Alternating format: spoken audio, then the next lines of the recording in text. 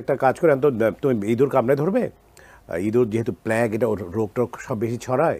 আমি শুনেছি। বিপ্লব ছবির আগে কোনো হিরো ডিরেক্ট শটে একদম চুল নেড়া হয়েছে আমি জানি না, হয়তো হতে পারে, বাট আমি শুনিনি না, এটা হয়নি। ডিরেক্ট শটে কেউ করেনি, আমি সেটা করেছি।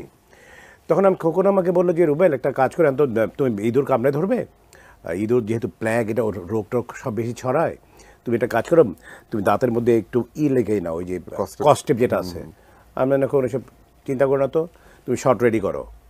আমি ইঁদুরটাকে একটা ইসের মধ্যে কপি কল না কি জানি বলো, ওটার মধ্যে ইঁদুরটাকে ধরে নিয়ে আসছে। আমি ইঁদুরটাকে বের করে দিই যে বেশি লাফাচ্ছে, আমি ওর একটা বাড়ি দিলাম, বাড়িতে যেন লাফালাফি যেন কম করে, ওর মাথার এখানে ধরে, লেজের এখানে ধরে, ঘাড়ের মধ্যে কামড় দিয়ে ধরলাম। খোনকে বললাম শটটা বাঁধো, ঝুলাও, শট নাও। Then I took the shot. আমি জ্যান্ত ইঁদুর কামড়া ধরেছি আমি। Yes, I done. কতক্ষণ ছিল মানে ইঁদুর? অনেকক্ষণ। এবং আমি চ্যালেঞ্জ দেবো, আমি চ্যালেঞ্জ করবো। No, no, nobody can do this. পৃথিবীতে আজ পর্যন্ত কোনো আর্টিস্ট জ্যান্ত ইঁদুর কামড়ে ধরেছে? Nobody will dare to do it. Oh my god.